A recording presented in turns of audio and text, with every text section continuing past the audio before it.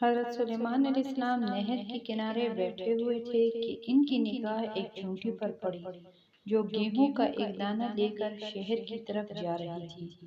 حضرت سلیمان علیہ السلام اس کو بہت غور سے دیکھنے لگے۔ جب چونٹی پانی کے قریب پہنچی تو اچانک ایک مینڈک نے اپنا سر پانی سے نکالا اور اپنا منہ کھولا تو یہ چونٹی اپنے دانے کے ساتھ اس کے منہ میں چلی گئی۔ مینڈک پانی میں داخل ہو گیا اور پانی ہی میں بہت دیر تک رہا۔ سلیمان علیہ السلام اس کو بہت غور سے دیکھتے رہے۔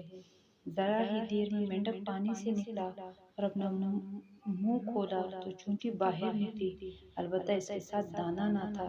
حضرت سلیمان علیہ السلام نے اس کو بلا کر معلوم کیا کہ ماجرا کیا تھا اور وہ کہاں گئی تھی۔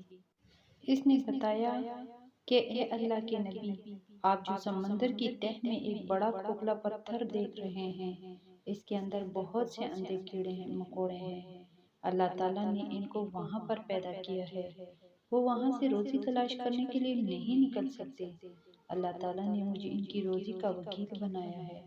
میں ان کی روزی کو اٹھا کر لے جاتی ہوں اور اللہ نے اس مینڈک کو میرے لیے مسخر کیا ہے تاکہ وہ مجھے لے کر جائے۔ اس کے منہ میں ہونے کی وجہ سے پانی مجھے نقصان نہیں پہنچاتا۔ وہ اپنا منہ بند کرتا ہے اور پھر پتھر کے سوراخ کے سامنے کھول دیتا ہے۔